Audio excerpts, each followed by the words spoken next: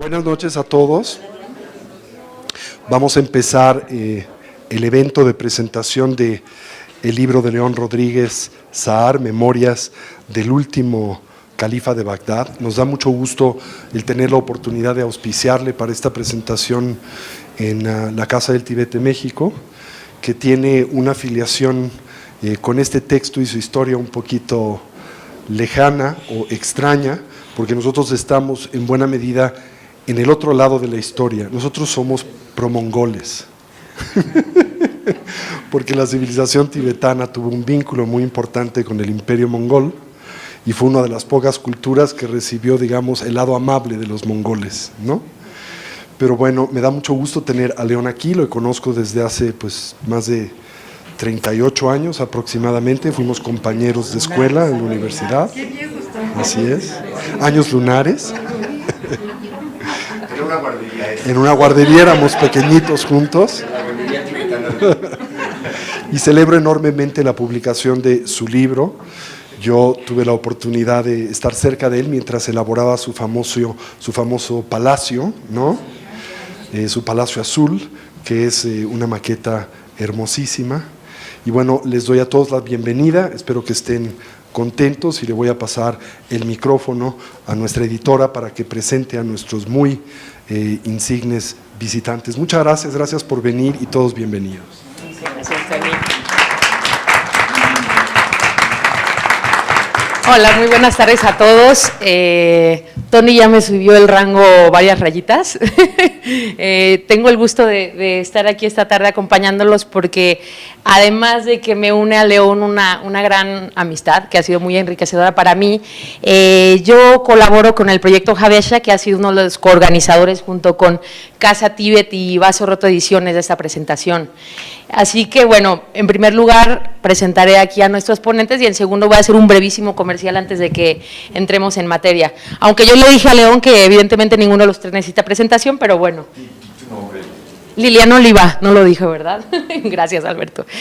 Bueno, en primer lugar, León Rodríguez es diplomático de carrera y doctor en Historia del Arte, especialista en temas de Oriente Medio, tiene muchas publicaciones del Colegio de México y del sello Artes de México, aquí muy bien representado por sus directores esta tarde.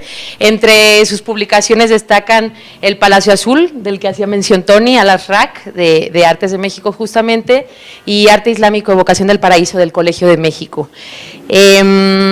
Alberto, además de muchos otros méritos y reconocimientos, ha sido el recipiente este año del último Premio Nacional de Ciencias y Artes, mención Literatura y Lingüística. Enhorabuena de nuevo, Alberto.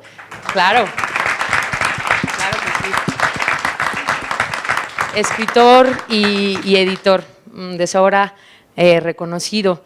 Y también tenemos esta tarde aquí con nosotros a Luis Javier López Farjat, filósofo, escritor y editor, especialista en, a ver si puedo decir todo, porque filosofía árabe, filosofía clásica y la recepción de la tradición clásica en el pensamiento islámico. Entre su obra publicada destaca recientemente con el sello Routledge una enciclopedia sobre filosofía árabe. Si les parece, en primer lugar, escucharemos a Luis Javier, después con Alberto y cerraremos con León. Pero antes, el brevísimo comercial. El proyecto Javesha es una iniciativa humanitaria sin ánimo de lucro liderada por México que tiene por finalidad traer a 30 estudiantes sirios que por motivos de la guerra han tenido que abandonar sus estudios universitarios. Tomando en cuenta que desde el inicio de la guerra ya hay más de 5 millones de refugiados, de los cuales el 51% son estudiantes, pues 30 personas es un objetivo bastante modesto, pero a la vez muy ambicioso, porque estamos hablando de 30 vidas cuyo destino puede cambiar si ponemos todos un granito de arena en la medida de nuestras posibilidades, ¿no? Así que bueno, además de la mesa con los libros que encontrarán abajo, también estará por ahí Michelle Quiñones, miembro del proyecto, quien podrá contestarles cualquier inquietud o pregunta que tuvieran, y también tendrá por ahí a la mano unos formatos de afiliación a una campaña que hemos lanzado que se llama 100 por Siria, que grosso modo consiste en que quienes simpaticen con el proyecto puedan dar una aportación que parte de 50 pesos mensual para poder ayudar a que los 17 estudiantes que tienen ya un pie afuera de los campos de refugiados puedan viajar a nuestro país. Y bueno, hablando de viajes y ya para dejar la tribuna, quisiera compartirles que para mí la lectura de las memorias del último califa se podría resumir en 3 viajes.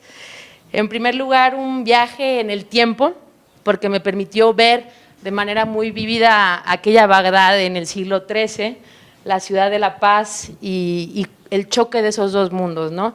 La corte del califa al-Mustasim y el imperio mongol, ¿no? Los herederos de Gengis Khan, su nieto Hulagu Khan, llegando a las puertas de Bagdad.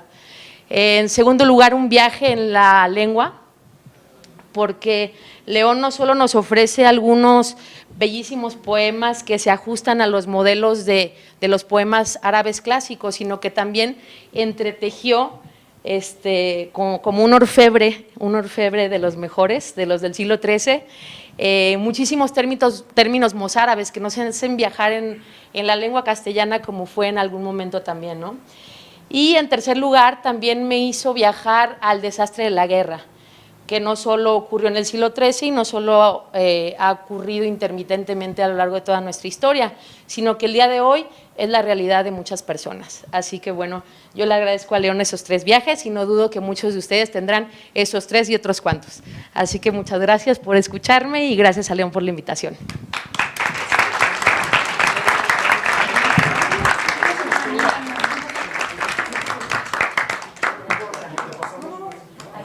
Yo quiero hacer altura. Necesito Carlos, de verdad.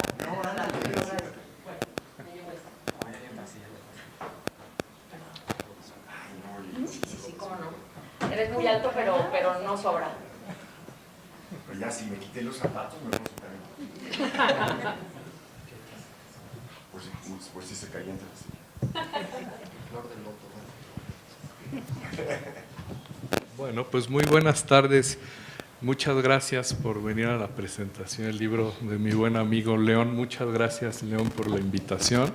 Para mí es un honor y un privilegio, un gozo compartir la mesa con León y con Alberto para presentar este libro que a mí me ha sorprendido y me ha emocionado mucho, porque es el tipo de relato que de alguna manera es algo fantasioso, pero que por el tipo de trabajo que hago yo a veces no resulta tan fantasioso, puesto que yo trabajo con textos filosóficos y estas historias de manuscritos perdidos y cómo van cambiando de lugar, etc.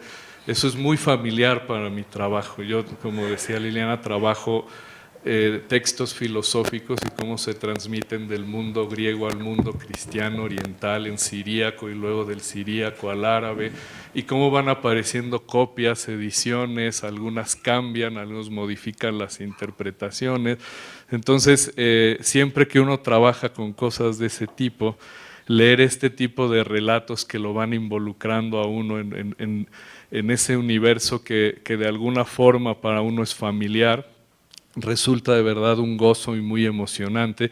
Yo había leído, debo confesar aquí, la faceta del León académico, ¿no? Es decir, sus textos sobre Irán, su texto sobre Líbano, extraordinariamente bien escritos, pero pues dirigidos principalmente a un público académico. Yo no he leído, perdón, no he leído La tercera diosa, ¿no? que es de algún otro relato en un novelístico, si se puede decir así. Un texto que oculto, muy bien, ¿no? Después nos tienes que contar por qué. Entonces esta es la primera vez que leo a León en su faceta de novelista o de alguien que está narrando una historia, y de verdad me ha sorprendido lo bien que escribe, ¿no? Este es un libro que si bien es un relato fantasioso, informa de manera espléndida y amena sobre los califatos islámicos y sobre el mundo árabe, y ahí puede verse la fascinación que tiene León por las narraciones extraordinarias, pero también por la historia del mundo islámico, ¿no? León me pedía que pusiera un poco el contexto histórico del libro, cosa que es difícil porque veo aquí varias personas del Colegio de México, estudiantes del Centro de Estudios de Asia y África en el área de Medio Oriente, y sabrán que siempre toda la historia de Medio Oriente es tan complicada, y cuando uno estudia los califatos aparecen tantos nombres, tantas traiciones, tanta guerra, tanto enfrentamiento, tantos bandos, que de pronto resulta muy tedioso, muy cansado, y León ha logrado relatar eso pues aquí de una manera en realidad muy entretenida, bueno, con su parte fantasiosa, pero uno se entera muchísimo y abundantemente de la historia de los califatos islámicos. Eso me pareció en verdad fascinante, y uno comienza a darse cuenta cómo la historia de los califatos tiene una estructura de verdad sumamente literaria, ¿no? Es decir, es toda una historia llena de traiciones, llena de asesinatos. Los primeros califatos, ¿no? Los 4 primeros califatos llamados también ortodoxos o conocidos también como Rashidun, los bien guiados, ¿no? Del 632 al 661, pues marcan desde su inicio toda una historia trágica, ¿no? Yo decía en unas líneas que trataba de articular aquí, decía, bueno, desde que se asesina al primer sucesor, al primer califa, ¿no? Jalifa en árabe, al primer sucesor del profeta, pues ya encontramos ahí una serie de califatos que van a ser sumamente accidentados, ¿no? En efecto, los 4 primeros califatos, ninguno de ellos termina bien, como quizás saben varios de ustedes. Transcurren en años importantes para la expansión del Islam. Tras el asesinato de Abu Bakr, el primero en 634, le sucede Omar ibn al-Khattab, también asesinado en 644. Durante su califato, los musulmanes se enfrentan al imperio bizantino y a Persia, se apoderan de Siria, de Palestina, de Egipto y Mesopotamia, que cuando lean el libro de León verán que todos estos antecedentes son sumamente importantes para comprender la novela. El tercer califa, Omar ibn Afán, ¿no? Del 644 al 656, con él las conquistas continúan hacia el este y el oeste, con él los musulmanes llegan a Túnez, pasan cantidad de cosas que sería tan difícil resumir. Othman encargó a una comisión especial que trabajara sobre la edición definitiva del Corán, la que hoy se conoce como la edición Othman. En esa época son también particularmente importantes las primeras escuelas de gramática, pues la sistematización de la lengua árabe se dio principalmente para trabajar en la versión escrita del Corán o de la revelación hecha al profeta por el ángel Gabriel. Pero, ¿qué creen? Othman también fue asesinado. Bueno, ahí comienzan las principales decisiones del Islam, ¿no? Ali contra Aisha, una de las esposas del profeta. En un principio el vencedor es Ali, hasta que Muawiyah, el gobernador de Siria, interviene, convirtiéndose más tarde en califa y en el impulsor de lo que hasta nuestros días se conoce como los sunitas o la gente de tradición. Como se sabe, los sunitas creen que la sucesión del mando de la comunidad islámica debe pertenecer a un miembro de los Quraysh, la tribu de la que proviene Mohammed. En cambio, para los chiitas o partidarios de Ali, el líder debe ser un descendiente de Ali o de Fátima, la hija del profeta. No es mi intención reconstruir detalladamente la historia de los califatos aquí, cosa que además sería imposible, como ya les hacía notar, en pocos minutos narrar una cosa tan compleja. Es importante, sin embargo, apuntar ciertos antecedentes de lo que implica el califato en la tradición islámica, porque ello permite contextualizar el libro que hoy presentamos, un relato que, como decía, si bien es fantasioso, consigue con un dejo borgesiano intercalar la fantasía con la historia verdadera de la sucesión del mando en el Islam. Eso es fascinante, ¿no? Cuando uno, de pronto yo había cosas que no recordaba y lo tenía que ir a revisar. Me decía, esto León, ¿le debo creer a León o esto pasó? No, estilo Borges, ¿no? Que dice, en una página de la enciclopedia británica, que uno dice, ¿en serio? Y uno va a ver y dice, no está, ¿no? Con León me pasó eso, ¿no? Yo decía, este nombre no me acordaba, ¿será? Y lo tenía que buscar. Y de pronto llegué a pensar que el mismo León había escrito esos nombres falsos en la Wikipedia, ¿no? Que dijo, para seguir engañando al lector, pues si este no existe, pero vamos a poner en Wikipedia como si sí existiera, ¿no? El califato de Muawiyah es visto como el fin de una etapa y el comienzo de otra, ¿no? Con él finalizan los Rashidun, los 4 primeros califatos. Con él comienza una serie de califatos en donde el cargo se asigna por herencia, aunque por lo general la comunidad aceptaba formalmente el liderazgo. A partir de ese momento el liderazgo estuvo a manos de una familia conocida por el nombre de un antepasado, Umayya, y conocida en la historia del Islam como los Omeyas.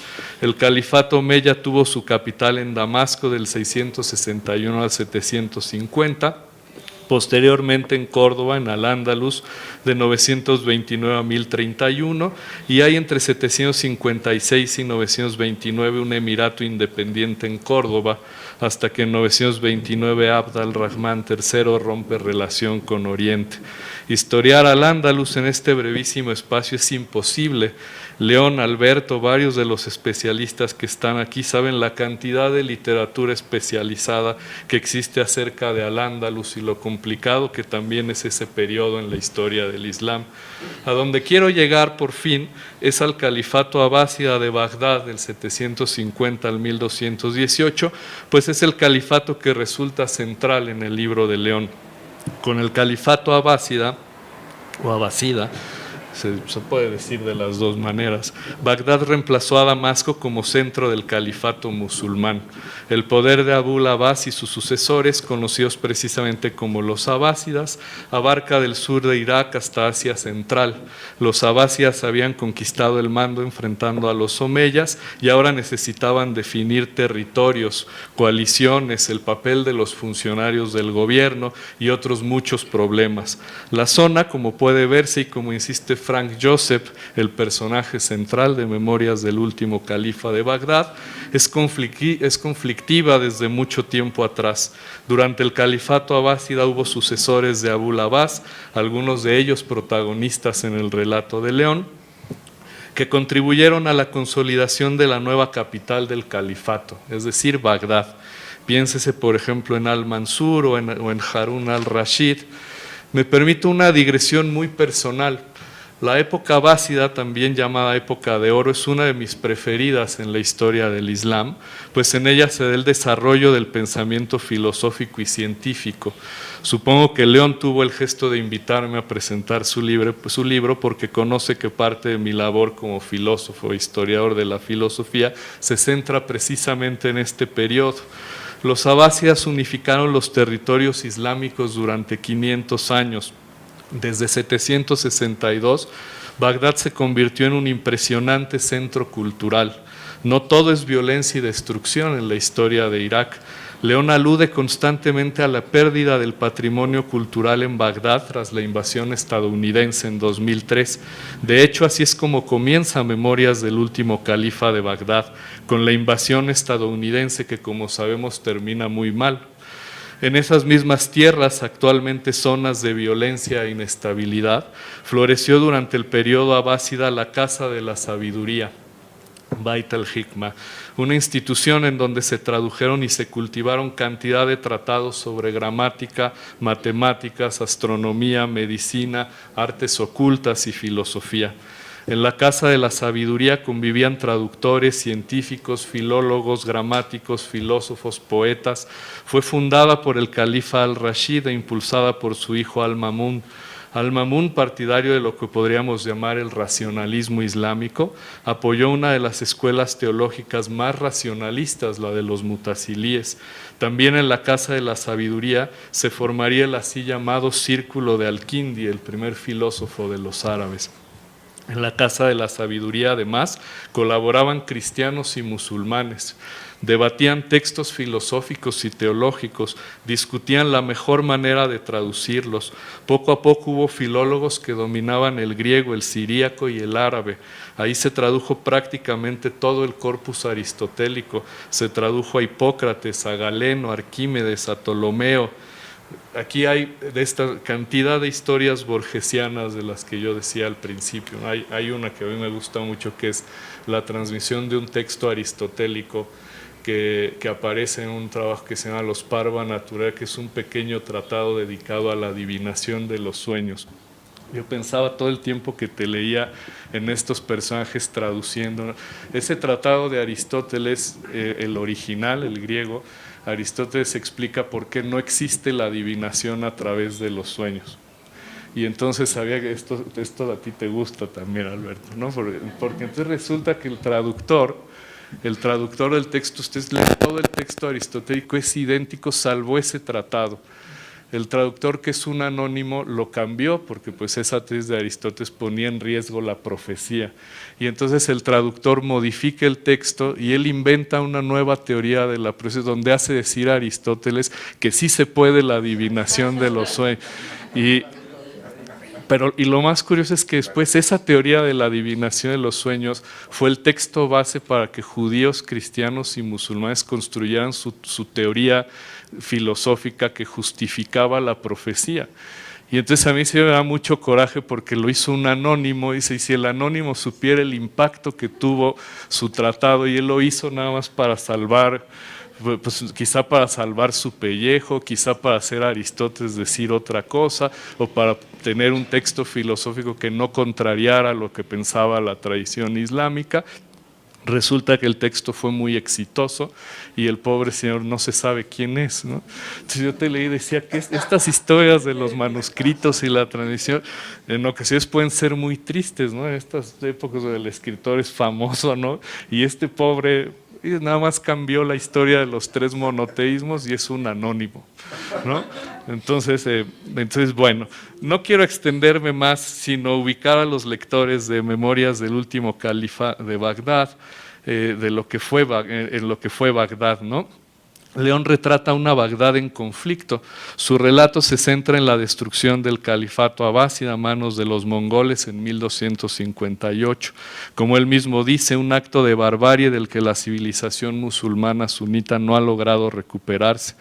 Y la historia de Irak ya la conocemos, un país destruido tras la invasión estadounidense y en años más recientes por la presencia del autodenominado Estado Islámico y su ridículo afán de restablecer precisamente un califato. La narrativa de León envuelve a los lectores en la atmósfera de la Bagdad abásida. Frank Joseph, un militar especialista en comunicaciones e informática, se encuentra súbitamente con un extraño manuscrito, como los que yo les contaba. Tras la invasión mongola, un miembro de la familia abásida había escapado al Cairo y había restablecido el califato, como se sabe, desde 1260 hasta 1517. Había ordenado compilar sus memorias con la finalidad de dejar testimonio del linaje del profeta. Ese manuscrito, extraviado desde 1517, reaparece en 2003. Esto me gustó mucho, con una dedicatoria de Tarek Aziz, el viceprimer ministro de Irak, a su jefe Saddam Hussein, ¿no? Eso me gustó muchísimo, ¿no? Saddam, no Hussein, Saddam, ¿no? El misterioso gordo iraquí, ¿no? Como Sherezado, le dice Frank Joseph, o Sancho Panza a veces, ¿no? Es quien sirve de intérprete y traductor para que el militar estadounidense se entere de una historia fantástica que le mantiene en una intriga absoluta. Y que después no queda claro que el militar entienda del todo los alcances de ese relato, ¿no? No se sabe si el estadounidense entendió lo que significaba el contenido del manuscrito, que no voy a contar aquí porque ustedes tienen que comprar el libro, ¿no? Ahora bien, tras los vaivenes de la historia real, ¿no? De la historia del libro, ¿qué ha sido del califato? Como recordarán, el 29 de junio de 2014 el Estado Islámico proclamó un nuevo califato, precisamente en la misma región en la que ocurre el relato de León. Abu Bakr al-Baghdadi se autodenominó califa. Este califato duró cerca de 3 años, porque teóricamente las fuerzas iraquíes lo derrotaron al recuperar la gran mezquita de Al-Nuri, el sitio en donde el Estado Islámico se proclamó califato. Desde entonces el Estado Islámico ha ido perdiendo fuerza y presencia en la zona. se ha vuelto ahora un califato virtual.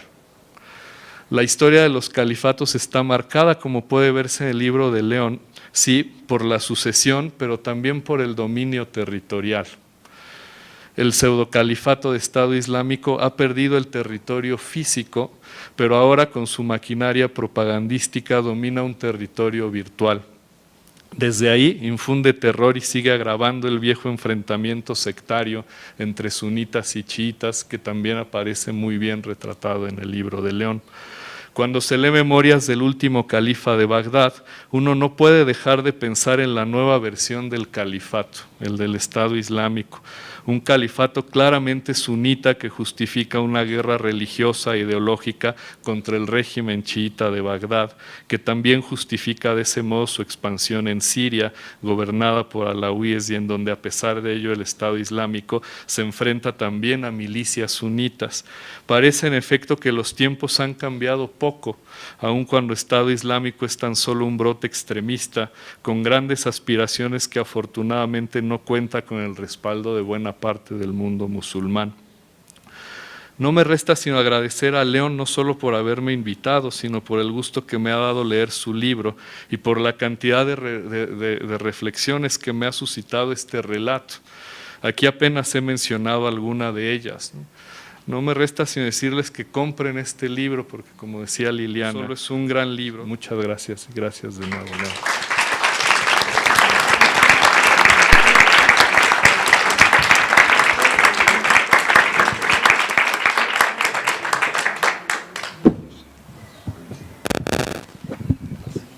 ¿Voy? Bueno. Bueno. Buenas tardes. Antes que nada, muchas gracias por la invitación a estar de nuevo con Leoncito. Hace exactamente un mes presentamos el libro en España y fue una fiesta fenomenal también, un enorme gusto, porque además coincidió la presentación de este libro y la salida del libro en las librerías de España con la inauguración de una exposición interesantísima en el Instituto de México en España, que es el producto de una investigación de varios eruditos de Granada, junto con León, que es sobre todo el neomudéjar. Ya no es sobre el mudéjar clásico, sino sobre el neomudéjar que hay en toda América Latina. Es una exposición de fotografías donde han encontrado, digamos, todos los equivalentes del kiosco morisco, como el de aquí, el que está ahora en Santa María de la Ribera, todo lo equivalente a eso que hay en América Latina, y que va desde realizaciones muy bellas, y California también, por supuesto. O sea, toda América Latina, incluyendo la tercera parte de los Estados Unidos. Que va desde realizaciones muy bellas y muy importantes hasta el kitsch, ¿no? Hasta el, ¿cómo lo llamaremos? Porque no es Bollywood, es el Andalusi-Hollywood, ¿no? No sé cómo ya encontraremos un mejor nombre. Y que era fabuloso, pero además en esa exposición está la maravillosa maqueta que seguramente todos ustedes han visto de León, que además está ahora dentro de la colección de arte de la Alhambra. Ya forma parte de la colección de arte de la Alhambra y es realmente es un gran logro, realmente, porque estábamos con el director del museo, bueno, y con el director de Historia del Arte de la Facultad de la Alhambra, con quienes hemos hecho, junto con León, algunas de las ediciones más interesantes de arte de México sobre el mudéjar, ¿no? Que es Rafael López Guzmán. Y algunos de sus alumnos, ¿no? Y entonces, realmente el aprecio y el valor que se da al trabajo de León como erudito es realmente muy grande en el mundo de los que saben muchísimo de estos temas, a los que León ha consagrado una buena parte, no solamente de su vida profesional, sino de sus pasiones, ¿no? O sea, yo no sé si ha tenido que aumentar dioptrías, pero seguramente ha tenido que cortarse las uñas varias veces, porque para hacer esa maqueta con tal detalle es increíble, ¿no? Y todo esto, además de que, bueno, además fue en salón barroco, tal vez el salón más barroco de la Casa de América. Y entonces la conjunción del arte árabe sintetizado en una maqueta, del arte islámico sintetizado en una maqueta, del arte islamizante expandido en todas las fotografías de toda la América Latina, incluyendo Estados Unidos. Y el barroco a mí me hacía sentir de nuevo esa intuición que yo tengo de que el barroco no es posible, y no es posible con ese prodigio geométrico que implica el desarrollo de la perspectiva barroca y la construcción de la voluta barroca y la construcción de la antipirámide barroca que hace que los personajes puedan volar y que haga que el altar barroco sea un teatro de emociones, porque en el barroco lo importante es llegar a Dios no como en el mundo protestante a través del significado de las palabras, sino a través de las emociones. Entonces mi hipótesis a comprobar, y aquí tenemos muchos eruditos amigos, Terán, Alejandra, para que trabajemos juntos algún día, que el barroco, del que nosotros somos todavía una manifestación disminuida, porque está en todas nuestras expresiones populares, el barroco no es posible sin el arte islámico. O sea, si el arte islámico no hubiera existido en España y en una buena parte de Europa, el barroco no existiría. Y en ese momento yo estaba viviendo eso, ¿no? Y parte del barroco, parte de las manifestaciones barrocas y parte de lo que todos somos nosotros como seres barrocos, es una relación muy especial con el lenguaje. Y esto tiene que ver con todo lo que sucede y todo lo que tiene de contenidos implícitos el libro de León. Y yo quiero decirles que aparte de los contenidos explícitos que Luis sabe leer también y que es toda esta erudición, que además no tienen que tenerla para gozar el libro, ¿eh? Nadie tiene que saber nada para gozar el libro, porque el libro está hecho como la buena literatura de implícitos. Y los traductores de literatura lo saben. Aparte de traducir el significado de las palabras, hay que traducir los implícitos, lo que está implícito. Porque ustedes, yo no sé si todos lo sepan, pero León, aparte de ser un gran erudito del mundo árabe, es un gran explorador del arte árabe y de la artesanía. Nosotros en Artes de México hemos tenido el privilegio de publicar un libro de él sobre la marquetería, que es un libro que nosotros lo llevamos a Siria, llevamos el libro, y lo llevábamos con los artesanos sirios para ver cómo reaccionaban. Y a ellos les pasaba en Damasco y en Alepo lo mismo que le sucede a los artesanos mexicanos de Tonalá cuando les enseñamos las piezas de Tonalá del siglo XVIII que están en el Museo de América. Dicen, alguien aquí en este pueblo hizo esto, ¿cómo lo hace, no? Lo mismo que le pasaba al señor de, ¿cómo se llama? El rebocero Don Isaac, cuando le mostramos los rebozos del siglo XIX que están en la colección Franz Mayer, y dice, yo antes de morir me tengo que hacer esto. Bueno, en Damasco, gracias al libro de Leoncito, llegábamos con los artesanos y nos decían, yo quiero poder hacer, volver a hacer esta pieza, déjeme tomar nota. Y los veías tomando nota del libro que hicimos con León. Es decir, hay una especie de, ¿cómo decirle? Hay algo, el saber es muy importante, y yo creo que Luis lo ha puesto muy bien en escena. Yo tal vez definiría una de las definiciones que se puede saber de los eruditos del mundo árabe es que el saber se convierte en gozo. Y eso es barroco. Y Alejandra lo sabe, y lo sabe Terán también, que es también uno de los grandes especialistas en cerámica.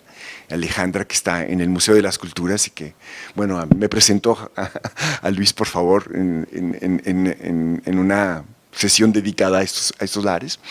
Y lo sabe Liliana, que nos ha metido a todos en el proyecto Javesha de muchas maneras, y que además no lo dijo, pero también es editora de Artes de México. Tengo el orgullo.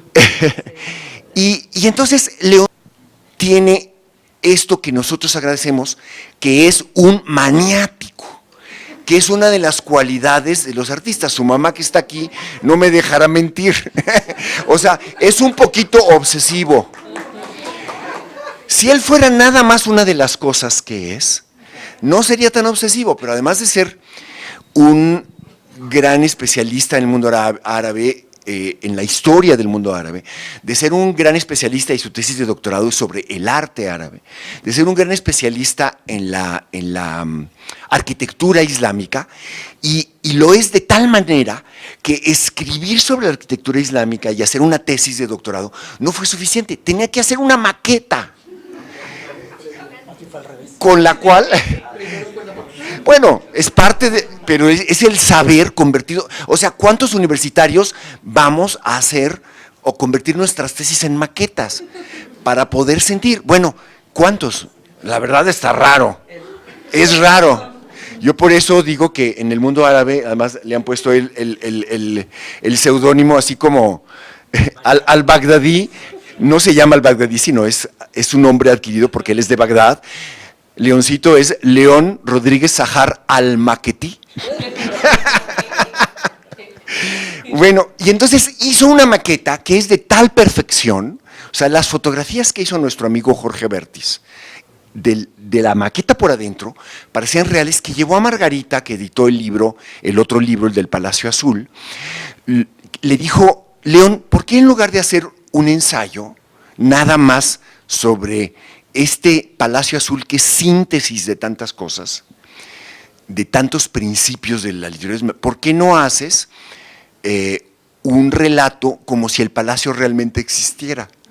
Con lo cual a Artes México no dejan de llegar telefonemas para que les digamos exactamente cómo lo encuentran en Google Earth, ¿no? Porque ponen el Palacio Azul y, ¿cómo dijo Maggie? ¿Dónde está? ¿Entre qué? Entre Bagdad y Entre Bagdad y Samarcanda, o sea. 1500 kilómetros.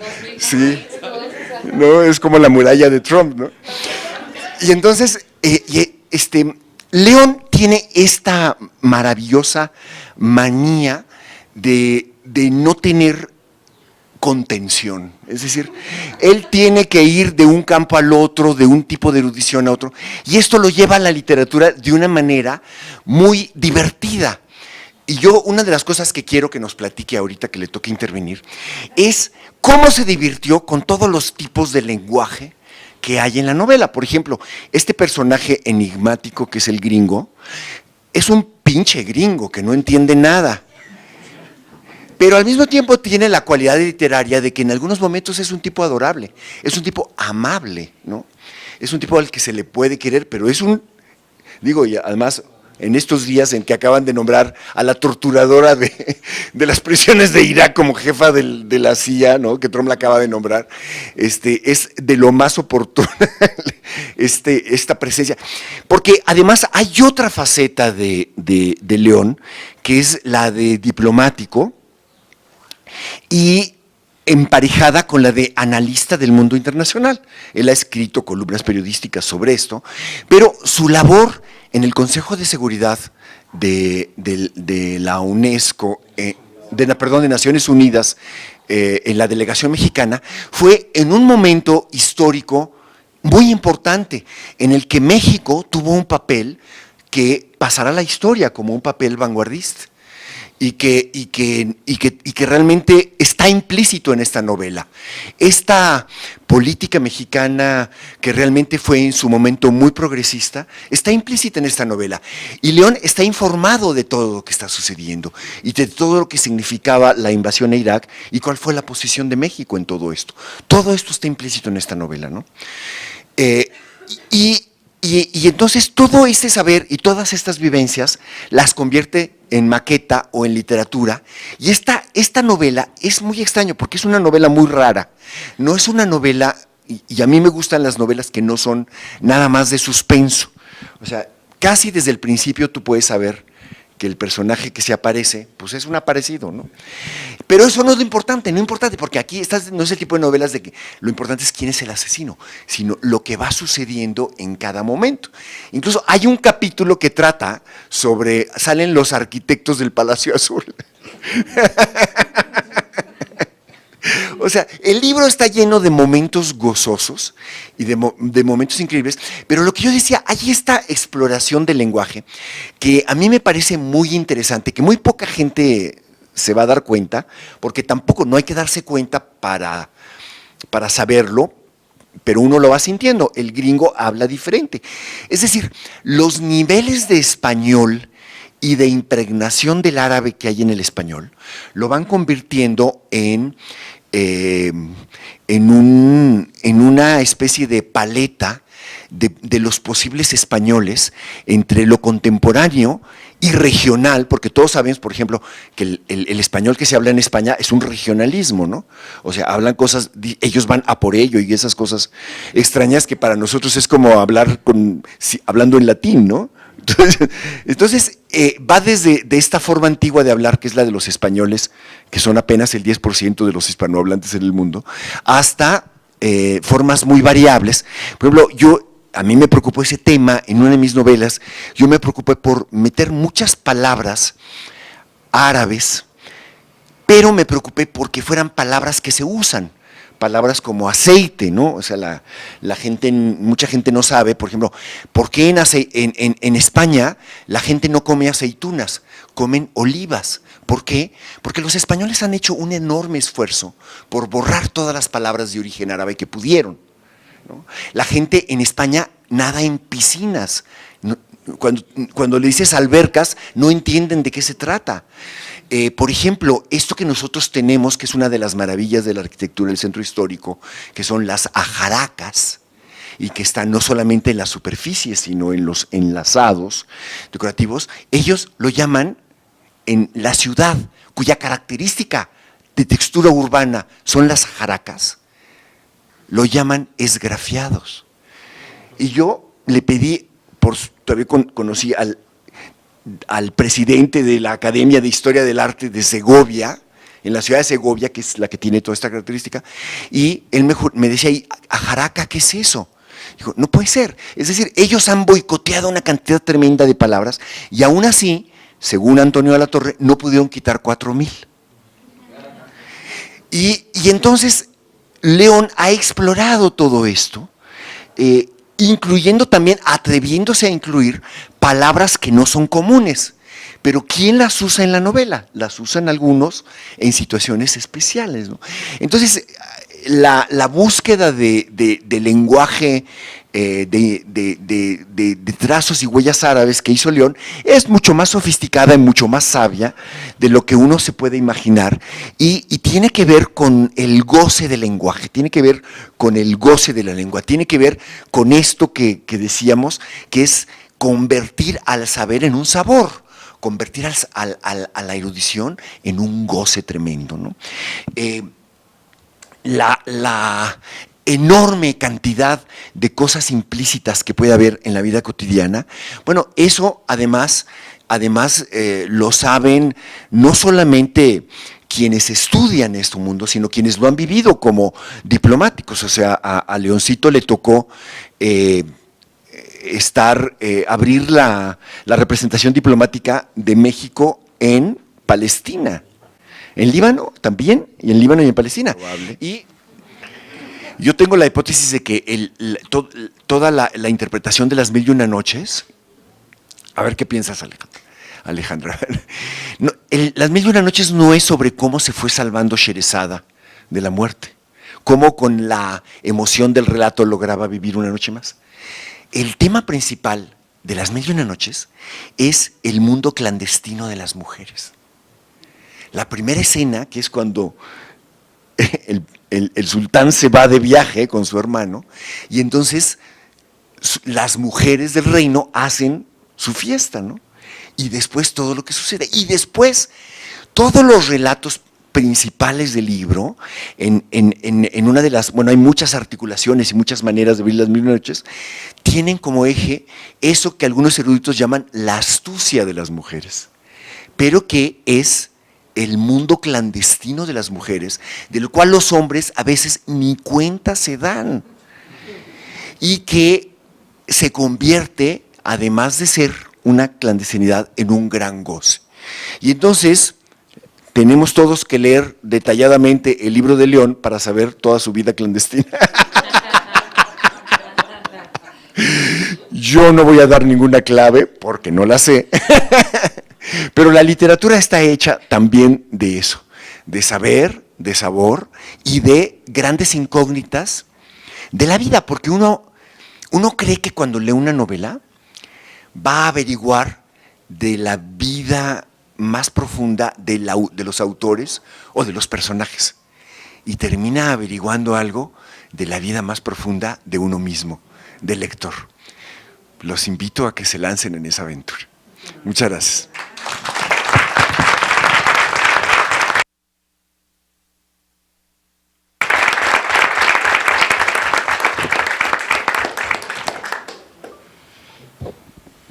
Pues se escucha bien.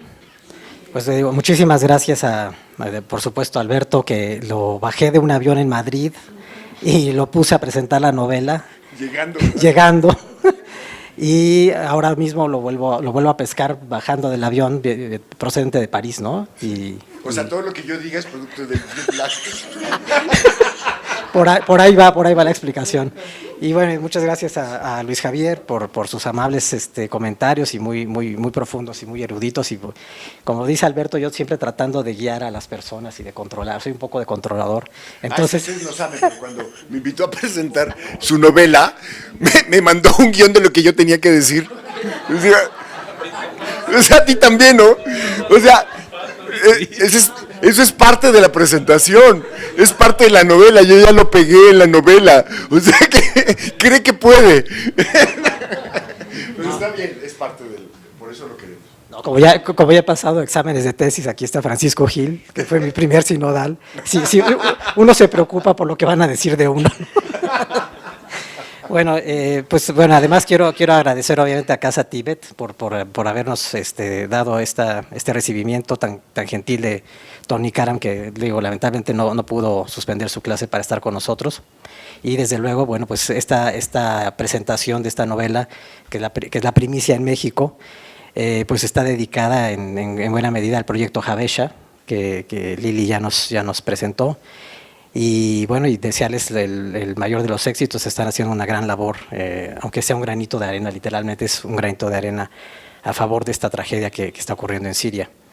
Bueno, yo quería, aunque no está Tony, pero se está grabando lo que estoy diciendo, yo quería comenzar obviamente por recordar, bueno, que decía Marco Antonio Karam y yo nos conocimos como universitarios hace pocos años, no tantos como él dice, y en ese entonces él ya estaba clavado en el tema del budismo tibetano, y yo estaba clavado ya en el estudio de la civilización musulmana.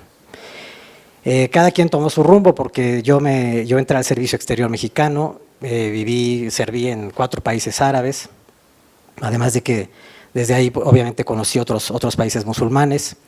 Y Tony Karam, bueno, se dedicó a la fundación de esta maravillosa Casa Tíbet, que es un gran proyecto, que además de ser un centro de enseñanza del budismo, es también, sobre todo yo lo concibo como un refugio para la cultura tibetana en el exilio. Y el Dalai Lama, su santidad el Dalai Lama, ha estado aquí, ha estado en Casa Tíbet, y él mismo encarna esa cultura tibetana en el exilio, y esto lo digo un poco también por el tema de los refugiados sirios y los exiliados sirios e iraquíes, ¿no? Es comparable, y es muy interesante la comparación, aunque son figuras tan diferentes. Es muy interesante la comparación entre el Dalai Lama, el Papa y el Califa. El Califa, que como ya nos explicó las figuras, ¿no? Las figuras, como ya nos explicó Luis Javier, bueno, el califato o el califa se extinguió en el siglo XVI, pero en su momento, los tres tienen en común que fueron o son guías espirituales de sus comunidades de creyentes y de seguidores. Al mismo tiempo, en algún momento, en buena parte de su historia, estos 3 personajes controlaron grandes territorios, bueno, mayores o menores territorios, y cada uno desde su propia santa sede. En el caso del Dalai Lama lo hacía desde Lhasa, desde su palacio del Potala, en las alturas del Tíbet. El Papa lo hacía desde Roma, que hoy está reducido al Palacio del Vaticano, y el Califa lo hacía desde Bagdad, cuyo nombre oficial era, como Santa Sede del Islam, era la ciudad de la paz. Y estas tres instituciones se perpetuaban de maneras muy particulares. El Dalai Lama lo hacía, el lama, el lamaísmo se perpetúa a través de la reencarnación. Es decir, el Dalai Lama es un ser iluminado que por compasión va reencarnando de generación en generación y va trayéndonos la enseñanza del Buda. El Papa, bueno, se elige entre pares y el Espíritu Santo guía la elección del Papa. Y el califato se heredaba por la sangre, es decir, los califas, según la teoría que prevaleció después de todo lo que nos explicó Luis Javier, la que prevaleció fue que tenía que ser por la sangre, por la familia, los herederos de la familia inmediata del profeta Mahoma. Y esta es la familia de los abasidas de la que trata el libro. El último califa, como les decía, murió en 1543 en el exilio en Estambul, y bueno, es la figura central en este libro. Desde entonces el mundo musulmán quedó acéfalo, y muchas de las tragedias y de las guerras fratricidas que vemos en esta zona del Oriente Medio, que nunca está en paz, es precisamente, o yo lo atribuyo en buena medida, a esta ausencia de la figura del califa. La novela trata dos temas, está centrada en dos temas principales, ¿no? El califa, Bagdad como su santa sede, y un subtema que es lo que une o que está subyacente, que son las 1001 noches. Y para entender la importancia del califa y de Bagdad, lo que quiero primero que nada, para no contarles demasiado de la novela, es darles el contexto que me llevó a tejer esta novela, ¿no? El contexto histórico.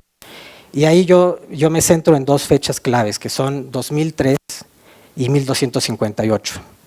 En 2003, como ustedes recordarán, fue la invasión anglosajona de Irak, el bombardeo famoso de Bagdad que todos pudimos ver por televisión porque se transmitió como un reality show. Los americanos hicieron alarde de las bombas inteligentes y querían no solo escarmentar al mundo, querían sobre todo humillar al mundo musulmán, al mundo árabe. Y lo lograron, ¿no? Y en 1258 ocurrió la invasión mongola, que también tenía curiosamente un objetivo muy similar. Se trataba de humillar al mundo musulmán, se trataba de asestar un golpe en el corazón del mundo musulmán, que era Bagdad, y se trataba de destruir el califato. Y también casi lo lograron. Estas dos fechas claves, estos dos acontecimientos, tuvieron graves consecuencias, cambiaron el curso de la historia, y a mi modo de ver las consecuencias todavía las seguimos viviendo. En 2003 yo estaba, como decía Alberto, en el Consejo de Seguridad como diplomático mexicano en la misión de México. Me tocó todo el debate que hubo en Naciones Unidas con los grandes diplomáticos que había en ese momento, de las grandes potencias de Francia, de Estados Unidos, de Rusia, de China, todo el mundo debatiendo qué hacer con Irak, pero sobre todo debatiendo si se aceptaba o no se aceptaba, se legalizaba o no se legalizaba la invasión que querían los anglosajones. Y me refiero a los anglosajones en el sentido español del término, un poco peyorativo, de tribus bárbaras, ¿no? Esta alianza americano-británica que se formó para invadir Irak en 2003. Ese debate, bueno, como decía Alberto, en parte está reflejado en la novela. Si tienen morbo y curiosidad por saber qué se estaba diciendo en los pasillos de Naciones Unidas y en las reuniones, digo, sin revelar grandes secretos, está novelado aquí en esta obra. Al mismo tiempo, los personajes que participaron en ese debate también, con nombres y apellidos, están en la novela. Ellos quizás no lo sepan, pero pasaron a formar parte de la historia y de la novela. Y no todos salen muy bien librados, ¿no? No.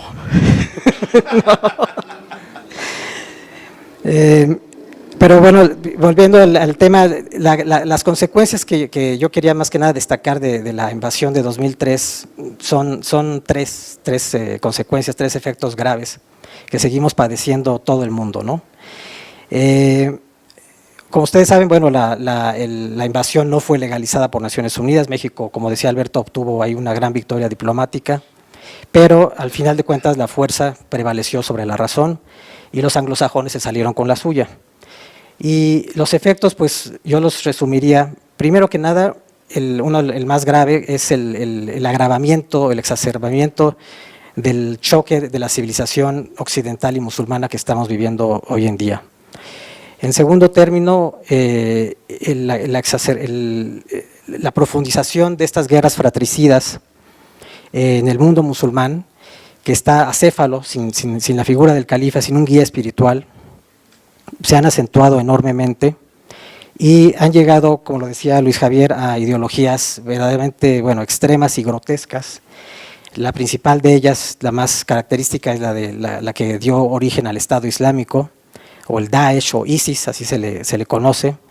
Y pues lo más patético, lo más grave es esta figura del falso califa al-Baghdadi, que hace honor a su nombre, ¿no? Es una paradoja, pero que lleva el mismo nombre de la ciudad santa de Bagdad, ¿no?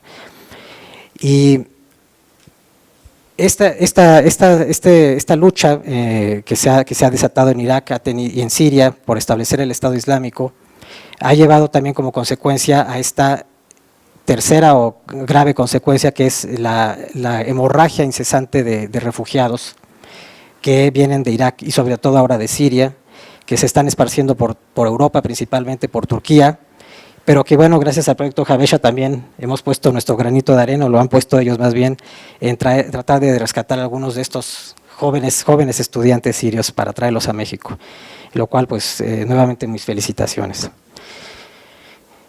Pero la última consecuencia, que es la que creo que más le interesaría a Alberto, es la parte cultural de esta guerra, que es el fin, o no es el fin, pero es un duro golpe al orientalismo romántico, o al romanticismo orientalista, del cual Alberto y yo hemos sido víctimas de este romanticismo orientalista con nuestras obras, toda proporción guardada, por supuesto, pero desde este romanticismo orientalista yo lo sitúo en sus orígenes en la traducción al francés en el siglo XVIII de Las Mil y Una Noches.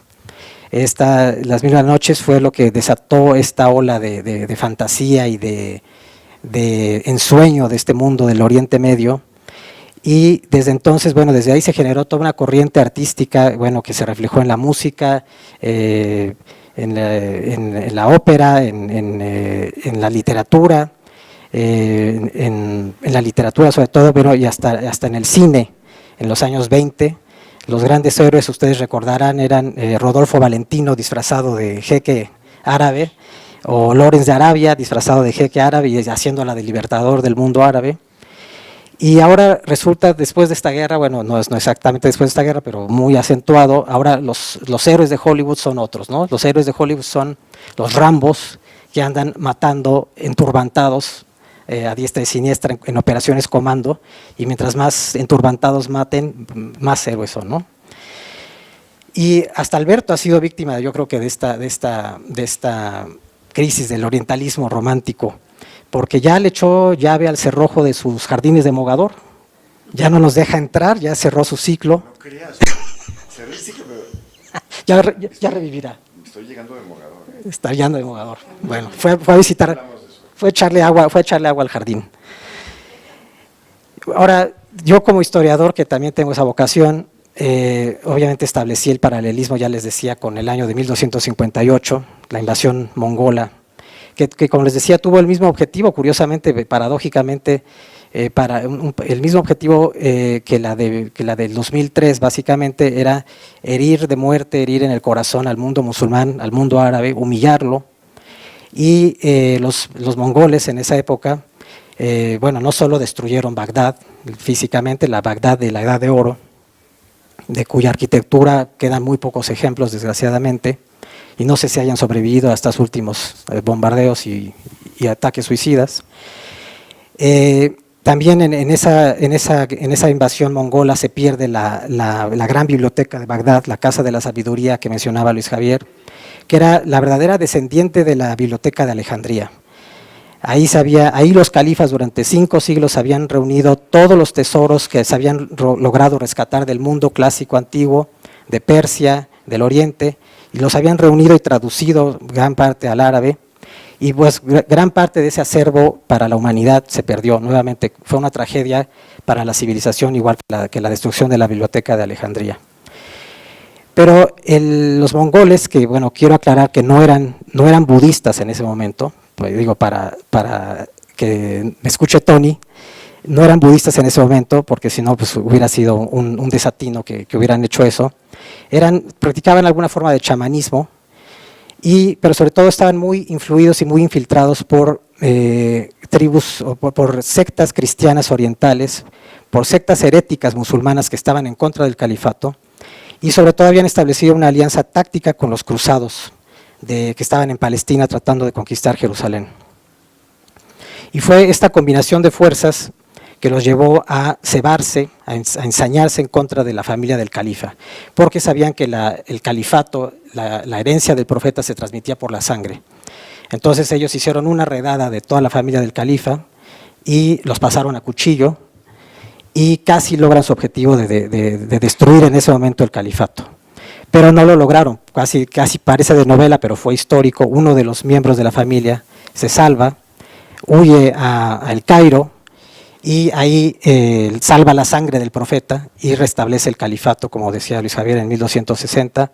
Un califato ya sin territorio, un califato sin poder real, pero que conserva su carisma y que va a languidecer durante casi 3 siglos hasta su fin en 1453, con la muerte del último califa. Pero este califa, además de salvar la sangre del profeta, se lleva bajo el brazo un texto muy importante que parte es imaginación, pero parte se puede suponer que sucedió. Se lleva un texto muy importante que es nada más y nada menos que la compilación de las 1001 noches. Las 1001 noches que como les digo, las conocemos gracias a los orientalistas franceses. El texto original, la compilación original como un libro, se había hecho en Bagdad, en la corte de los califas. Y este califa que logra huir se lleva bajo el brazo esta obra maravillosa, porque es lo único que le queda de Bagdad, ¿no? El recuerdo que está narrado en esas noches maravillosas. Bagdad en cierta forma encarna las 1001 noches y las 1001 noches encarnan a Bagdad. Bagdad, a partir de su destrucción en 1958, pasa a ser leyenda. Y justamente en la novela yo cito dos versos, 2 poemas, que se los voy a leer rápidamente. Uno de ellos dice, muy breve, dice: oh Bagdad, reina del Irak, cuántas noches soñé con tu belleza. Y otro que está aquí en la novela dice: perplejo, el Tigris detiene su camino. El Tigris es el río que atraviesa Bagdad. Perplejo, el Tigris detiene su camino. ¿Dónde está el cielo? ¿Acaso hay más azul en la bóveda celestial que en las cúpulas del alcázar califal? Reflexiona y sigue su carrera hacia la mar. El cielo se hizo retratar en las cúpulas del alcázar de Bagdad. Y justamente este poema se cita en uno de los episodios de la novela, cuando el califa, el último califa de Bagdad, está ya siendo tomado por los mongoles y ve por última vez las cúpulas de su maravilloso palacio. Bueno, estas 2 líneas de tiempo paralelos, 2003 y 1258, que les he esbozado rápidamente, son las que yo trenzo para formar esta novela.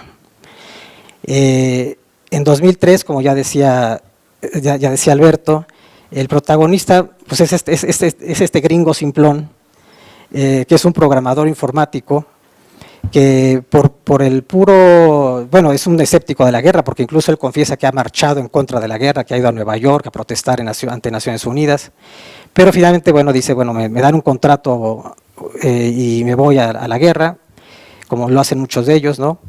Y de repente se ve transportado de su vida placentera y simple a nada más y nada menos que al palacio de Saddam Hussein, donde se ha establecido el cuartel general de las tropas anglosajonas.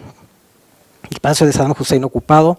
Ustedes recordarán que Saddam Hussein en ese momento anda a salto de mata, huyendo entre túneles, todo el mundo lo está buscando, es escondido en madrigueras. Bueno, pues mientras tanto este sargento que no entiende nada de dónde ha ido a parar, ¿no? porque él mismo confiesa, yo lo único que sé de Bagdad es por las películas de Hollywood, por el ladrón de Bagdad y sus tantas versiones, ¿no? Y mi bella genio. Y mi bella genio, y las series de televisión. Sí. Y dice, es lo más que sé de este lugar a donde diablos he venido a caer, ¿no? Y de repente, bueno, estando ahí, se encuentra entre los escombros esta carpeta empolvada, como dijo Luis Javier, que tiene una dedicatoria del vicepresidente Tarek Aziz, que yo no sé si se acuerdan de las noticias, ¿no? Tarek Aziz era el brazo derecho de Saddam Hussein, y es Tarek Aziz el que se había encontrado esta carpeta en un bazar de Estambul, la había comprado, se dio cuenta de lo que valía, y se la regaló en un cumpleaños a Saddam Hussein. El sargento, bueno, nota que es una caligrafía árabe maravillosa, no solo elegante, sino que está escrita en letras de oro en muchas partes. Además está acompañada de pinturas en miniatura, de esas pinturas persas maravillosas. Y le pide a un intérprete iraquí que aparece de repente, así, como dice Alberto, misteriosamente aparece, muy a la mano a medianoche, y le dice, oye, tradúceme esto. Y bueno, hacen una especie de pacto, como muchas de las amistades que se hacen en el Oriente Medio hay un pacto, ¿no? No debemos de olvidar que bueno, hay una situación un poco incómoda en que el sargento americano pues es el conquistador y el iraquí no deja de ser un conquistado, ¿no? Y el pacto consiste en que el americano le dice, yo te voy a regalar mis discos en CDs, mis CDs de música americana, y películas de Hollywood que tú nunca has podido ver porque el tirano de Saddam Hussein no permitía que se vieran un montón de películas pornográficas gringas, y a cambio tú me traduces esta obra. Y el pacto funciona porque además resulta que Bagdad en ese momento está sumida en tinieblas. Y las bombas inteligentes de los anglosajones resulta que destruyeron la central eléctrica de Bagdad, lo cual es cierto, y se tardaron meses y meses en poder repararla, ¿no?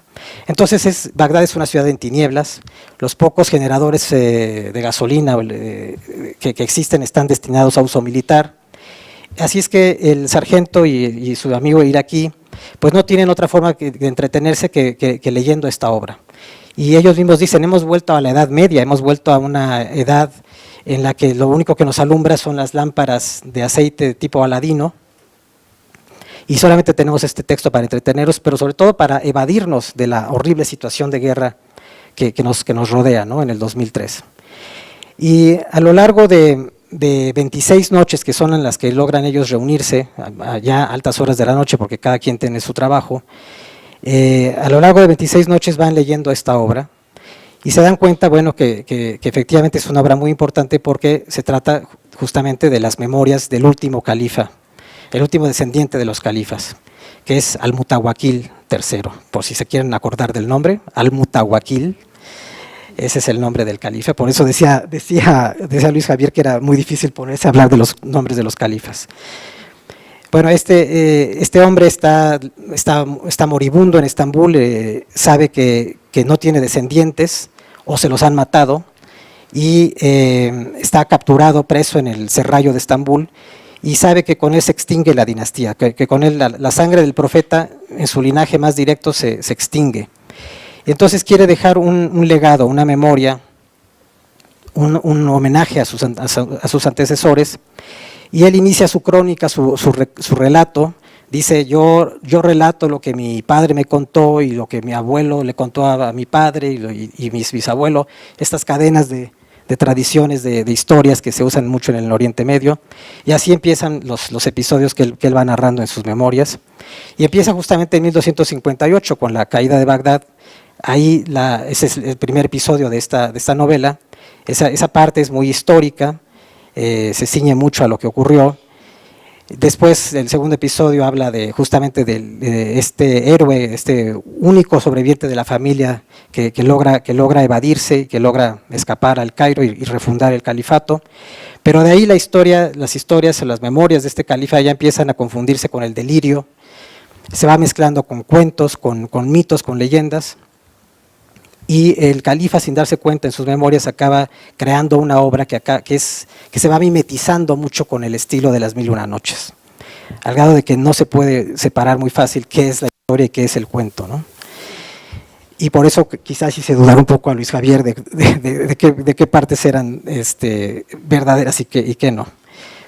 Bueno, llegan a la noche 26 y ya el sargento decide que está harto de la guerra y quiere romper el contrato, se va a regresar a Estados Unidos y le dice, mientras está empacando, le dice al intérprete, le dice, bueno, te pido que esta última noche me termines de leer lo que puedas y porque ya me voy. Y se dan cuenta ahí, bueno, le hace una última lectura, se dan cuenta que se queda la historia truncada, es la noche número 27. Y aquí viene el simbolismo de los números, ¿no? El 1001, de las 1001 noches, 1001 en la simbología persa, significa algo que termina pero no concluye, es decir, continúa, ¿no? Los cuentos de las 1001 noches no tienen un fin. Si ustedes leen la obra, no tienen un fin. Y esta crónica, paradójicamente, pues también resulta que tampoco tiene un fin, es decir, termina pero no concluye. Y es el sargento el que ya, bueno, después de haber vivido toda esta experiencia donde su único solaz y su único forma de evasión ha sido esta obra, que la ha estado narrando el iraquí, decide llevarse una copia y dejar el original. Obviamente le dice al iraquí, yo te encargo el original, que es muy valioso, y que lo deposites en la biblioteca de Bagdad una vez que esté restaurada, ¿no? Pero dice, yo te ofrezco llevarme esta obra y traducirla, bueno, tú me ayudas a traducirla y publicarla en Estados Unidos. Y dice el sargento que de repente ya él mismo se va convirtiendo en una especie de orientalista. Dice, yo voy a completar lo que los orientalistas franceses no pudieron completar, ¿no?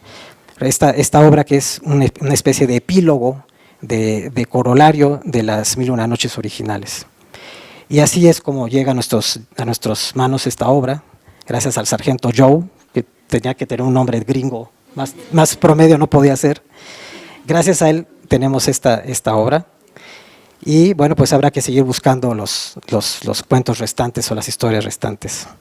Ya quiero por último, bueno, agradecer a Liliana, que se me había olvidado mencionarla, que bueno, ella fue una editora oficiosa, voluntaria, pero muy asidua de la obra. Además, le costó a la editorial muy caro dedicarle una página entera a ella para agradecerle. Y bueno, y también quiero agradecer obviamente a la editora de la obra, que es Janet Lozano, a la dueña de Vaso Roto, que no nos pudo acompañar, ella está en Monterrey, pero bueno, les manda saludos a todos. Y pues invitarlos a leer esta obra. Muchas gracias.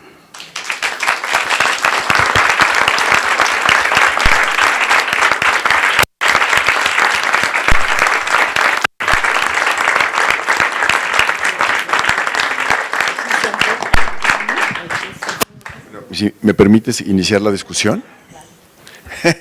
Derecho de réplica. Bueno, no dijiste nada de lo que te pedí sobre el material lenguaje que usaste en la. Sí, perdón. Bueno, ese es otro elemento de la novela, es justamente el uso del español, ¿no? Porque curiosamente esta novela está narrada, supuestamente los personajes del 2003 están hablando en inglés. Y la narración del califa está narrada en un árabe clásico del siglo XVI. Entonces, ¿cómo representar esto en nuestro español, ¿no? Entonces decidí usar dos versiones del español, que además eso me lo inspiraron los propios españoles, porque resulta que en España, el español que se habla en México o en América Latina le llaman español latino. Si ustedes entran a YouTube y ven las películas, dicen narrada en español latino. Entonces, bueno, yo dije, bueno, pues ese español latino, que me parece mucho más moderno, es el que voy a usar para representar el inglés. Y en cambio voy a dejar el castellano de los españoles, que me parece arcaico, el vosotros y el sois y demás, que a nosotros nos suena arcaico, lo voy a usar para representar ese árabe clásico. Pero además, como decía Alberto, el otro recurso que uso es recurrir a una serie de arabismos, no solo que están en uso, sobre todo busqué muchos que están en desuso, que han caído en desuso, o que tuvieron una fase muy interesante de entrar al español en la época de los moriscos, en la época ya del fin de la dominación musulmana, bueno, más bien cuando ya están siendo expulsados los últimos musulmanes o moros de España en el siglo XVI, XVII, estos moros que se están medio cristianizando, se están medio castellanizando, traían un montón de palabras del árabe que estaban tratando de empezar a castellanizar. Ese proceso se queda truncado y es muy interesante. Y esas palabras bueno, yo no es una investigación mía, ha habido arabistas que las han investigado, ese vocabulario es el que yo también uso mucho para representar más y dar más esa ambientación de una obra que está siendo narrada en la Edad Media, ¿no? en el siglo XVI. Y bueno, para que no se rompan la cabeza, porque, por ejemplo, la embajadora Roberta Layú, que nos acompañó en la presentación en España, me dijo, yo rompiéndome la cabeza buscando en el diccionario estas palabrejas árabes que has metido por todas partes, y dice, y al final está el glosario. Le dije, bueno, pues fue decisión del editor. Pues bueno. Que los libros hay que empezarlos por el final. Sí. Somos barroque, ¿verdad? Claro, yo siempre ojeo todo de ver. Bueno. No, yo digo, no discrepo totalmente contigo, pero sí discrepo con Said, con Edward Said. A mí no me convence. Yo en eso sí me siento occidental, porque finalmente lo que les decía, bueno, el mundo oriental entró a nosotros principalmente a través de la literatura. Fue Las Mil y Una Noches, fue el bestseller del barroco, justo antes de la Revolución Francesa. Y ese mundo que solamente se conocía porque, digo, había muy pocos viajes, obviamente, ¿no? Ese mundo oriental de Las Mil y Una Noches, ese mundo de la Edad Dorada que está reflejado en Las Mil y Una Noches, es lo que quedó y lo que desató una imaginación creativa, una explosión artística en Europa y en América, basada totalmente en la fantasía. No es porque hubieran ido a visitar ni a hacer censos en Marruecos o a hacer estadísticas, no, obviamente, eso lo entiendes tú, obviamente, no, pero ese romanticismo a mí me parece muy atractivo. Y esta exposición que tenemos ahora en España con la Alhambra, con el Patronato de la Alhambra, sobre la arquitectura neoárabe, todo esto del kiosco de Santa María, todos estos salones fumadores que ha estudiado José Antonio Terán, que Artes de México ha hecho números del neomudéjar. Toda esta arquitectura fantástica que es justamente lo que Rafael López Guzmán, ¿no? Mi mentor intelectual en el camino del arte, es lo que está tratando de revalorar, ¿no? Decir, bueno, esto vale, aunque sea kitsch, aunque sea totalmente sacado de la fantasía, tiene un valor como creación artística, como imaginación. Ya la otra parte de la cooperación sur-sur o del orientalismo horizontal por darle un sesgo cultural, bueno, eso también está bien, pero yo no puedo renegar como occidental que me siento de admirar, por ejemplo, una ópera como Turandot, que está basada en uno de tantos cuentos que otro orientalista francés que escribió un libro que se llama Los Mil y Un Días, Jean Petit de la Croix, ¿no? Él escribió, cuando vio el éxito que tenían Las Mil y Una Noches en el siglo XVIII, él hizo un libro que nadie sabe qué tan apócrifo sea, donde reunió, dice, cuentos persas, chinos y turcos, es decir, todo lo que no era árabe, él lo reunió en esta obra, que se puede leer, se llama Los Mil y Un Días, y son unos cuentos maravillosos. No sabemos si realmente son originales medievales de esta zona, o si él se los inventó, o qué parte se los inventó. Del traductor que mencionaba de Javier. Sí. Sí, claro. Pero ¿sabes qué? Pero no, digo, más para cerrar la idea, digo, este tipo de obras, bueno, de ahí salió la ópera Turandot, ¿no?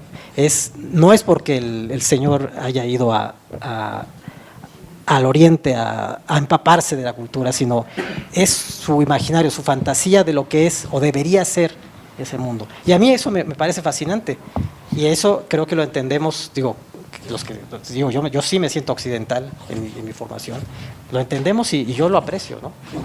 ¿Sabes que Said yo lo veo muy sociológico? Muy sociológico, sí, y sí, muy superficial, resentido. Pero sabes que algo importante yo creo que nosotros tenemos que reconocer es que todo esto que podemos llamar Oriente nos llega también a través de lo implícito, es decir, en la idea del amor romántico, que estamos pensados a creer que viene de los trovadores de provincia, está La Noche de Laila, ¿ves? Que es el gran libro que trata de ese tema.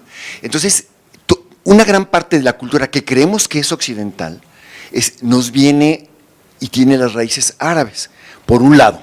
Por otro lado, mucho del romanticismo chafa, que a veces se ha convertido en grandes óperas, pero también en mucha basura, toma la vertiente más pobretona del mundo islámico, que es, por ejemplo, hablando de manuales del amor, y Luce López Varal tiene este libro maravilloso, porque encontró un manuscrito, donde habla, además hace un recorrido por los diferentes Kama Sutras, y por ejemplo, uno a la que la gente le gusta muchísimo es el jardín perfumado, que a mí me parece horrible, porque se trata nada más del placer del jeque. En cambio, para mí, una influencia mayor que Las Mil y Una Noches es el libro de Ibn Hazm, que se llama El collar de la paloma, que es un tratado filosófico sobre el amor. Es un Kama Sutra, pero en el que entra el pensamiento, porque además el que lo escribió no es alguien que está viendo a ver cómo le hace para que darle instrucciones a la gente para que el jeque tenga más placer, sino que es un hombre que vivió con 4 mujeres, tenía 4 primas y se educó con las 4 primas. Y entonces, en lugar de hablar de cómo darle más placer en tal posición al jeque, habla de por ejemplo, uno de los capítulos se llama De las señas del amor que se hacen con los ojos. Es un tratado filosófico sobre el amor y va más a fondo en la tradición árabe. Y eso, yo leí eso antes de leer las Mil y Una Noches en una versión que no fuera infantil, ¿no? O sea, y entonces para mí, ese es el romanticismo. El romanticismo es saber que en la Alhambra las fuentes cantan, ¿no? Claro. Eso que tú estudiaste en tu eso, ¿no? O sea, que las formas nos comunican y nos dicen. Para mí eso es el romanticismo, o digamos personalmente lo que a mí me impacta, y que creo que yo trato de que esté presente en mis libros. No está presente la anécdota. Y yo creo que entre los libros, digamos, entre las novelas que con mayor fortuna exploran justamente esta diferencia,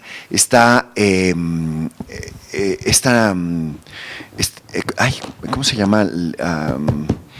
Esta que acaba de ganar el Goncourt, el francés, que es la historia de un orientalista, y está en la madrugada, está como moribundo e insómnico, tiene un gran insomnio, y empieza a recorrer todos sus amores. Sí. Y todo. Bueno, yo ya no quisiera prolongar esta discusión, porque bueno, vamos a acabar como Las Mil y Una Noches.